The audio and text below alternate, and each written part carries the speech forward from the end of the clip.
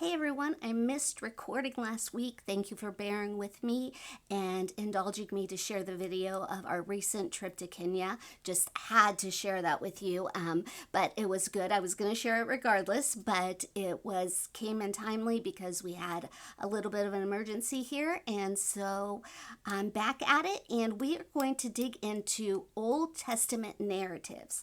Now, the Old Testament narratives comprise half of the Old Testament. That's a large portion of those 39 books of the Old Testament. And so a narrative is basically just a story. It's like any good story. It has a plot, it has characters, character development, it has a setting, where it takes place, when it takes place. And like good movies, all those things are involved, but especially true life movies, true narratives, those I think, make the best stories, right? You love dramas that are based on real life events, like Remember the Titans or Glory Road or all those Disney sports movies. But all like those, what is critical to know is that even though there are some modern day pastors that will say, no, the Old Testament, that's just stories that inform us about Jesus and what the Messiah was going to do and about God. But that is incorrect. Which mean the historical, theological narratives of the Old Testament, are true. They are actual. They are not fiction. They are factual. And so we want to be clear about that. David and Goliath really did happen. An example of a narrative. Daniel in the lion's den really did happen. Noah in the ark really did happen. That's why we spend so much time on archaeology and discovering things, because they prove God events from the beginning of time, which was not millions and millions of years ago, which was thousands and thousands of years ago. And we won't go into how old that is at this point. So again, half of the Old Testament is comprised of narratives, and they are just story forms, but they are not stories. They are factual. They have plots, they have characters, they have settings. And the meaning of the story, the meaning of the narrative, is exemplified by the characters. What is happening in the story is what shows us who God is, and it shows us what the meaning behind the story is really about. So we want to know, instead of telling, there's a narrator, right? The narrator is the author of the Old Testament book. So the author of the Old Testament book is synonymous with the narrator. The narrator is telling us a story, and sometimes there's dialogue going back and forth, but it's through the actions that we get the meaning, through the characters' actions. And as I said, alluded to, it's biblical narratives are theological history. That is a term that theologians like to use to describe narratives, because they want us to make sure that we understand, as modern day readers, that they are factual, that they are true, that they are biblical, true accounts of what happened, and that then God inspired the biblical authors to write those down. So there are some advantages of the narratives. Some of the advantages are that they're interesting for both children and for adults, right? If you're my age, you can picture the flannel graph and all of the stories going up there. Noah's Ark, right? The rainbow, all the animals. All of those are interesting to us because a lot of times, one, we can't relate to the actual event that was happening, like David and Goliath. I've never seen someone that's 9 feet tall, but we can relate to the meaning behind the story, right? That everyone was fearful and that people were they were not honoring God. And David, this young shepherd boy, was brave. He was brave and courageous, and he seemed the least likely. Have you ever felt like the least likely person to be chosen to be the overcomer, and yet you are? And so we can relate to the meaning behind the stories, even if we can't relate to the actual setting or situations. Like, I've never served a king like Daniel did or I've never been taken into exile like Daniel has. And another advantage is that it pulls us into the action of the story. We're wondering, okay, Daniel just got thrown into the lion's den. What is going to happen to him? Right? And we're picturing what we get involved in the story. It pulls us into the story. It depicts real life events with that are easy to relate to at certain points, for sure.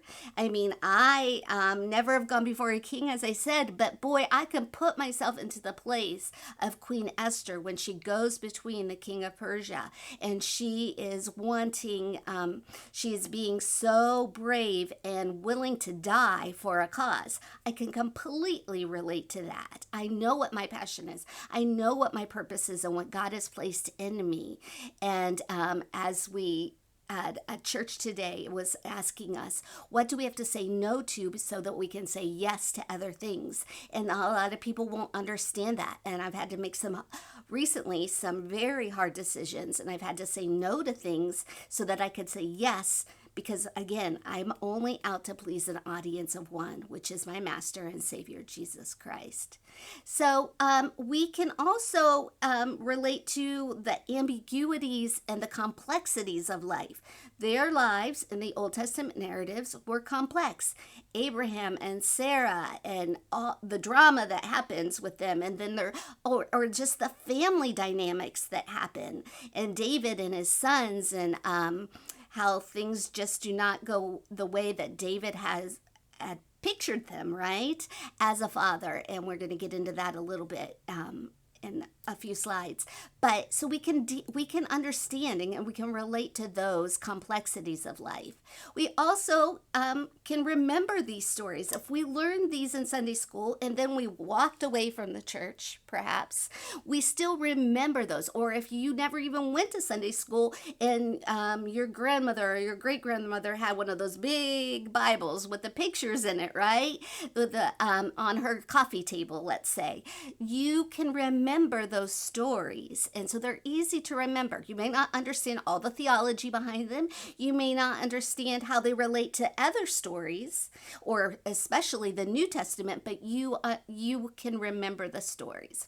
So God teaches us something about himself through these narratives. We learn the character of God, and that's what I love about the Old Testament narratives. They're holistic as we see struggle and we see resolution. Not always the way that we want it to, right? Like not every movie ends the way that we want it to. And so, or not everything in our lives ends like we want it to, but we see the resolution and the struggle, and it relates shorter incidents to a bigger story, which is the whole point. The Bible is a story about Jesus from beginning to end. And that's kind of the tagline of the Bible Project, right? Revealing the story of Jesus from Genesis to Revelation, in a nutshell, is what they say. Well, there's some disadvantages as well to reading the Old Testament narratives, meaning the meaning might not be clearly stated. So a lot of times it's because we get so involved in the story that we miss the meaning, or as we're going to see, the narrators don't always come across clear as we want them to be, right? As we would desire them to be. It's kind of reminds me of some of the required readings that we had in high school, and especially the science fiction ones that we had to read. Fahrenheit 451, right? Totally not clear to me, was not clearly stated. Lord of the Rings, I could get. That's not what I meant. Lord of the Flies, right? Could clearly get the meaning of that. And some other things, but not other details and stories that are so popular, right? Shakespeare. But boy, some of that goes right over my head. We assume the narrative only deals with history and not theology, which is not true because it's mostly trying to teach us about God. That's what theology is, the study of God. And a lot of times a disadvantage is that we read too much theology into a narrative. So we over spiritualize it, and we see God in places that the biblical author never intended for us to see God. So we want to make sure that when we are reading the Old Testament narratives that we read carefully. We read and we reread, and that we understand that there's episodes in the Old Testament, and those are usually, I'm going to say most of the time, are longer than what they are in the New Testament.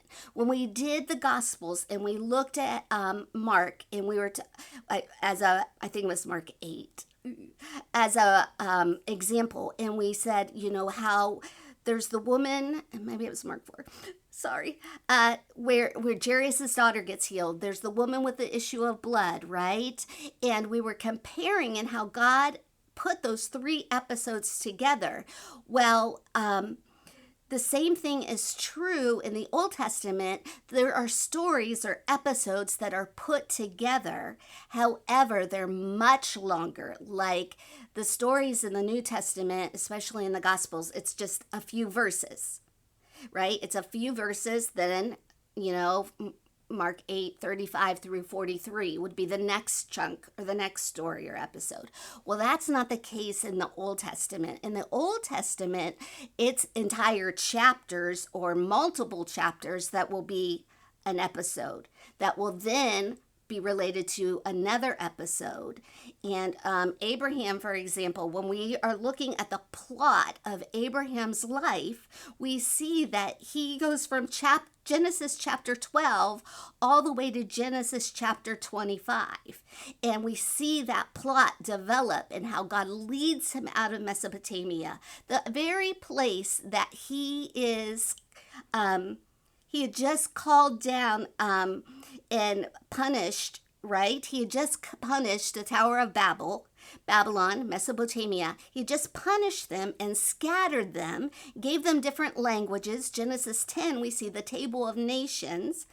And then we see in Genesis 11, it's the Tower of Babel.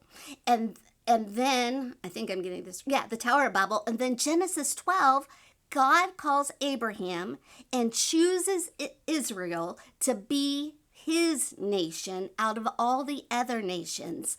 And he chooses someone to lead it, to go to the promised land that is out of the very place that was just being so destructive. And that is what the Bible is filled with. Stories like that. The underdog becomes the overcomer. And that's why I love the Bible so much, and why I want you to love it, and why I give you these tips and tools so that you can read it for yourself and understand it, and go back to these videos and say, okay, I feel like God's telling me to read Judges. All right, which genre is it? What are some of the tools for reading it? And this would be the episode of Monday Moments you would go to, Old Testament narrative, because that's what Judges is filled with. So the episodes are larger in the Old Testament. When we're reading it, we want to look at the plot. What? How are things happening? So there's usually there's an exposition that's like the basic setting is described, and the biblical authors do not go into detail like our modern day literature that describes all the scenery, right? And so you have the exposition, the setting, and the characters. Then you have the conflict. Remember when we were in school and you have the rising action and then the climax and the falling action? That's kind of all of it is the conflict in the biblical narrative, and especially the Old Testament narrative. So a lot of times the conflict is incompleteness, it's disorder, Oh, a lot of disorder, and because of the chaos dragon, right? That is how the Bible describes the disorder of sin and what happens because of the rebellion of mankind. And there's a lot of unfulfilled desires. Barrenness is throughout. Sarah, you got Sarah, Rebecca, Rachel, Hannah, all of them.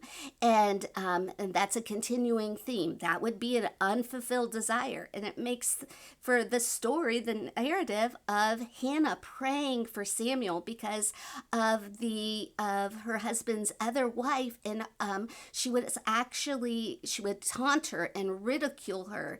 And I just had on the tip of my tongue what her name actually meant because I just listened to that on Exodus. I'll think of it. So basically that is what we're talking about. And so when you understand what her name actually means in Hebrew, it's like, wow. So the biblical readers and listeners would know that right away.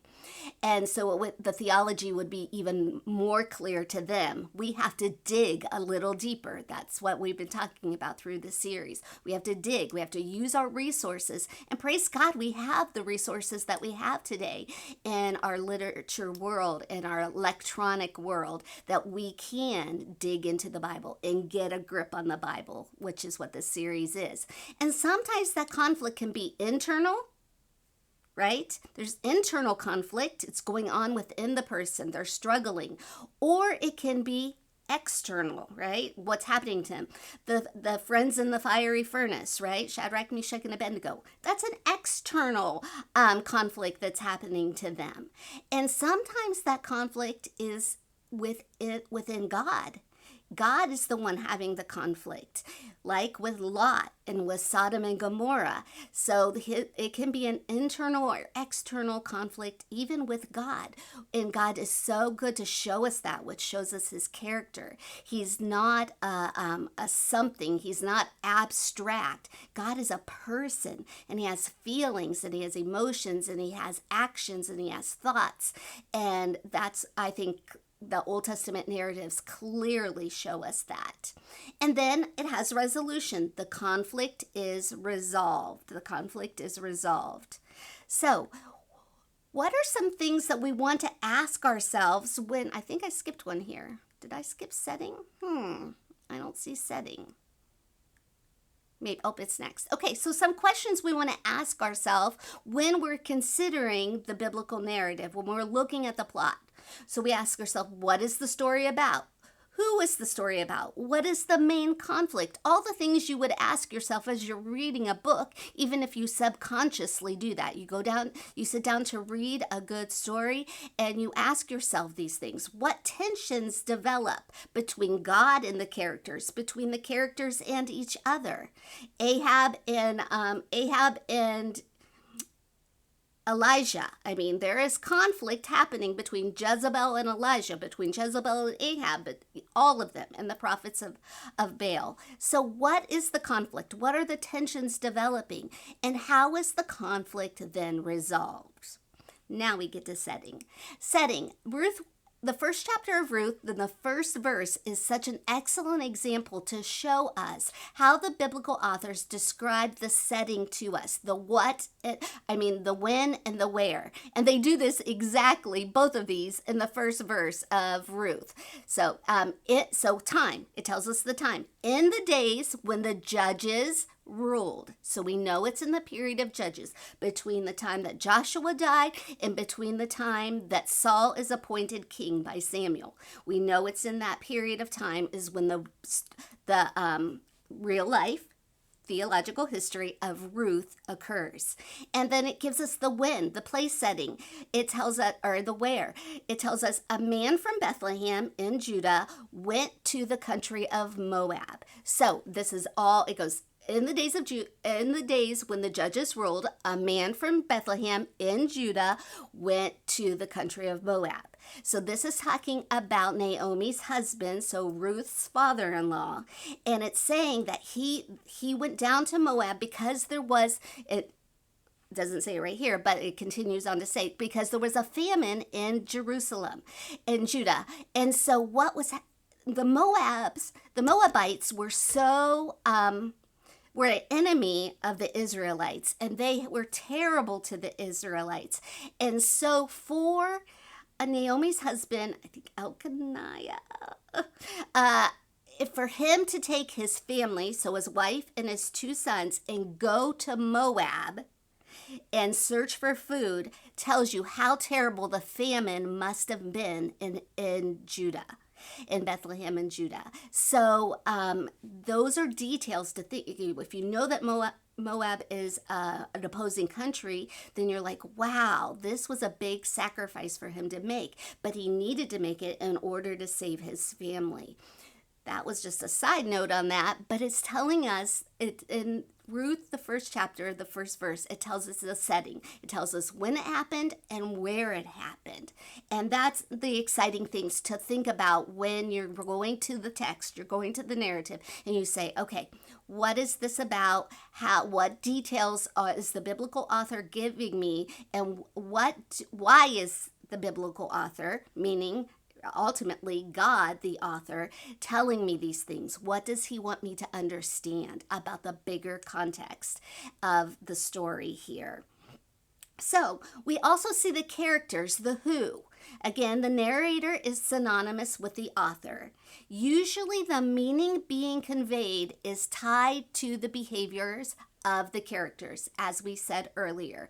A lot of times, most of the time, the meaning is conveyed not by the narrator just straight out telling you, that would be boring, right? But by the action and the conflict between the characters.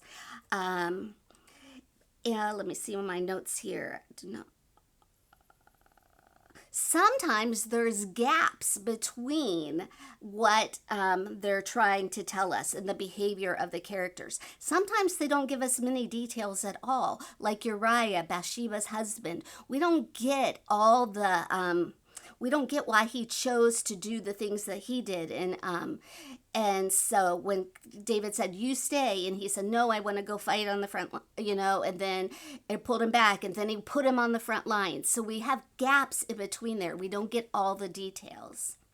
So when we're looking at the viewpoint, now this one is a little bit, I'm going to make this bigger so that you can see this, because this is really important. I'm going to move it over here. Okay, so the viewpoint of the narrator. Now, I'll give you some details here. So sometimes it is expressed clearly by using summary statements or by judgments. For example, in 2 Kings 17:7, that clearly states, the narrator clearly states, he says, there was no king at the time, and Israel did what, basically it says, Israel did what was right in their own eyes. Every man did what was according to him. And so clearly states it. But then Judges 21:25, often the narrator seems to stay neutral.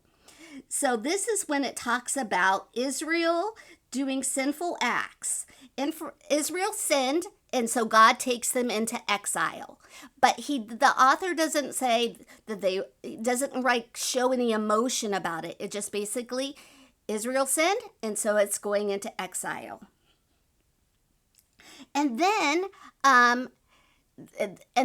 we can see that sometimes it appears to be positive toward an event when it is not.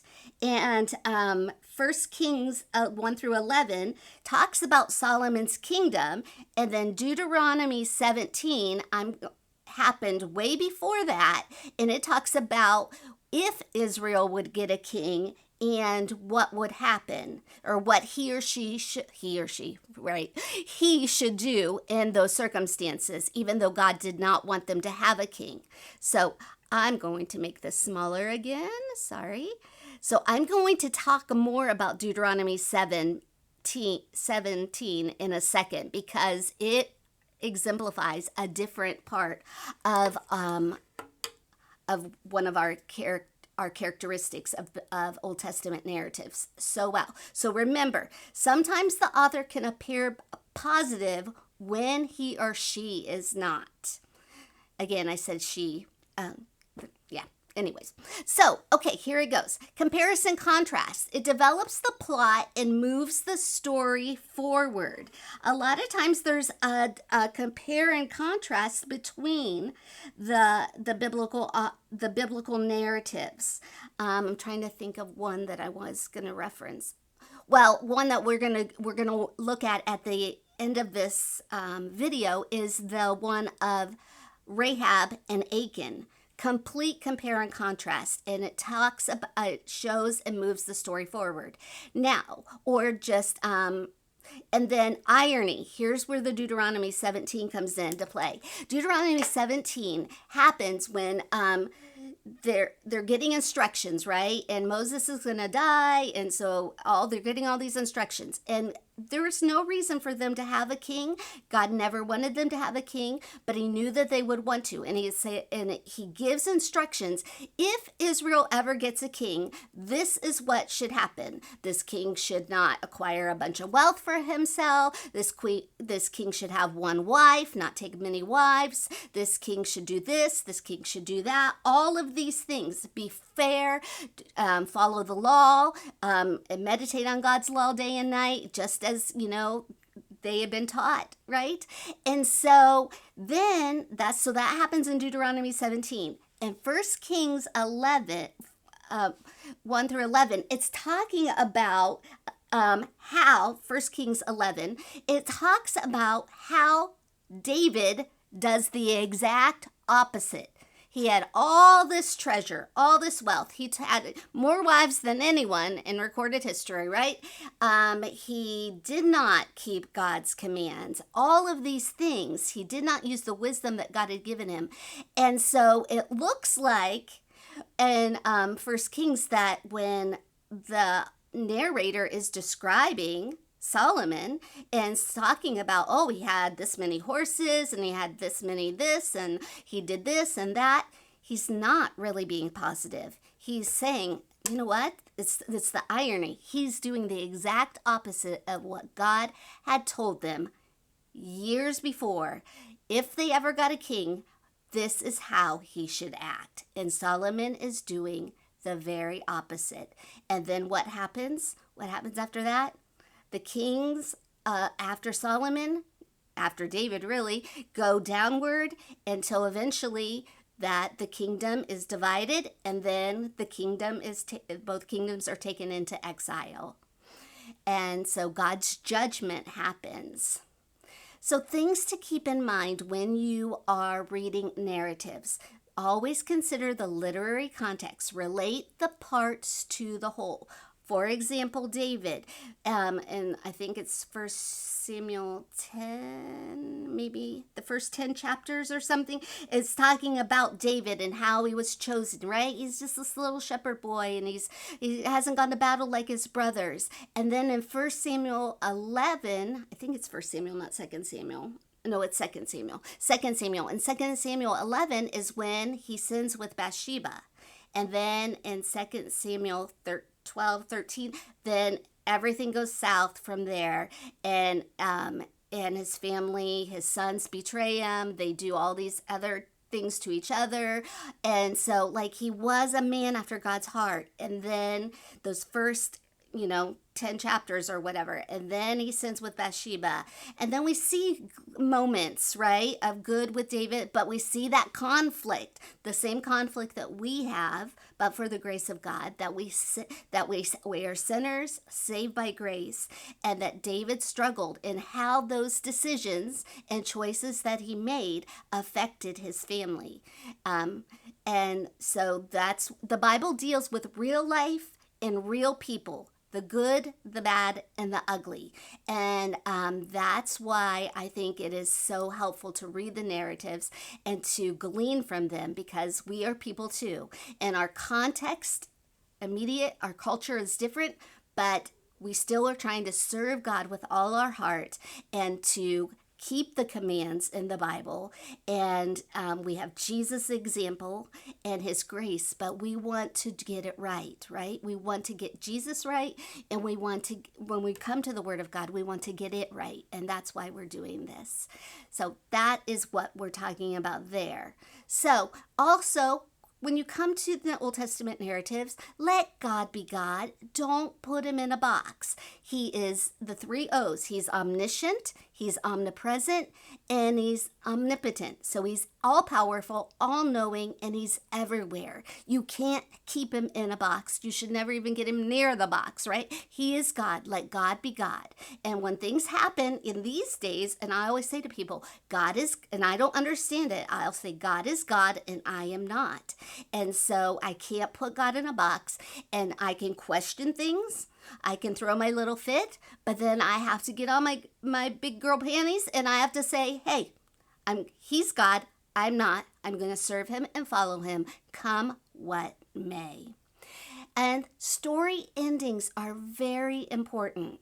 So we don't want to whitewash what happens in people's lives. For example, like, whether to say this or not, a lot of times I notice that when people, they've had maybe not a very nice spouse, in their lifetime, and then their spouse dies, and all of a sudden their spouse becomes the greatest person in the world, right? Like, I remember sitting, not that marriage is hard, but to paint a picture of your spouse when everybody else sitting there is like, that's not the guy I knew, or that's not the lady that, I was on the phone with you till 2 a.m. in the morning about, constantly, not just, one or two times or whatever. So that's the same thing. Like, story endings are important here because the Old Testament narratives do not whitewash it. They tell it as it is. For example, Gideon is an amazing example of one of the judges, right? He's an amazing example of a judge that questioned his ability, questioned whether he could do what God had called him to do, and then overcame those doubts and fears. But at the end of Gideon's story, and let me see if I wrote that down here, because that was a good example of one. And I don't have it up there either. Story endings are important. Judges 8, maybe. I think it's Judges 8, maybe like verse 25-ish. It says that this is when Gideon creates an ephod, which is like the breastplate, basically the shield thing that like the high priest would wear. Well, he makes one of those, and maybe his intentions were not bad for making it to begin with, but it turns out bad. It turns out very bad. The people, one of the versions actually say the Israelites prostituted themselves because they started worshiping this ephod, and it was the demise, I don't know if that's the exact word it uses, but something like that, of Gideon and his family. So story endings are important. That detail is in the Bible for a reason. After you go through the principalizing forest, remember we talked about that, you're up on the deck, you see the forest, you can see on the other side, but you got to get through there. You cross into the New Testament. So you want to make sure that you ask yourself what we asked from the very beginning. Does what we know from the New Testament, does the person of Jesus, does it affirm this, confirm this, what theological principle that I'm gaining from this narrative? Does it modify it, or does it make it no, this isn't probably what the narrator and ultimately God wanted me to get out of this story. So we want to make sure that we consider the New Testament. Look at the Old Testament narrative after we've done our homework and we used our tools, and then look at it through the lens of the New Testament. And then study the themes and the messages of the entire book. Don't just read, pick and choose, cherry pick, right? Which stories. When you're going to, like we said, they're larger episodes, but you want to consider it in the context of the whole book. And then even like the first 5 books of the Bible, those all go together, the story before they enter the promised land. So you want to consider the stories in the context of that. So make sure that you understand how the episode fits in to the message of the book. And let's see. let's look at, let me see what I had there. So read the larger episode. Yeah. So what we want to do is I want you to think about Joshua chapter 2, verses 1 through 4. That's about Rahab the harlot. And Joshua 7, 1 through 26. That is about Achan, okay? So that's a compare and contrast. But I'm going to show you then what we are going to do to look at it through those 2 episodes in the context of all 7 chapters. So Joshua 2, 1 through 4 and Joshua 7, 1 through 26 explains and tells us about our character. It tells us about Rahab the harlot, and it tells us about Achan, who was an Israelite.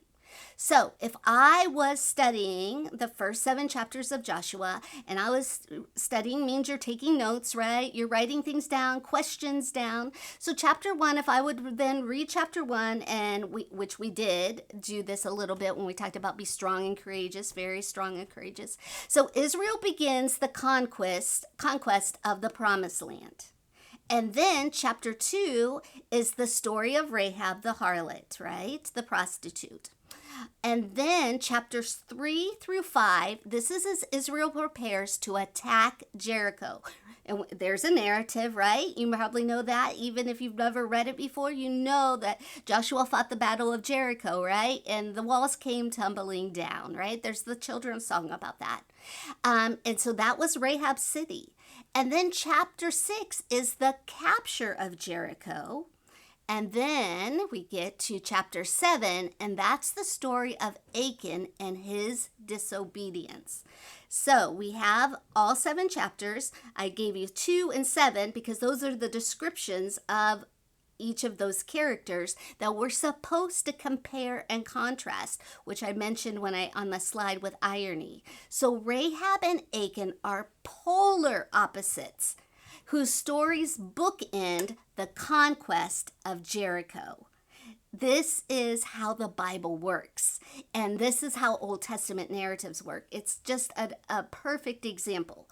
So if you were going to study that, which I recommend that you do if you're not involved in a different study this week or God doesn't have you somewhere else, study that. Make yourself a chart of Rahab compared to Achan, the compare and contrast. And then next week, I'm going to give you that list, what I have found in there, and what, commentaries, all of that, are hermeneutical books talk about. But, so, the basic one, right? Rahab's a woman, Achan's a man, okay? We know that she's from Jericho, so she's a Canaanite. And Achan is actually supposed to be one of the good guys. He's an Israelite. So we have Canaanite, Israelite. There's 2 to start you off with.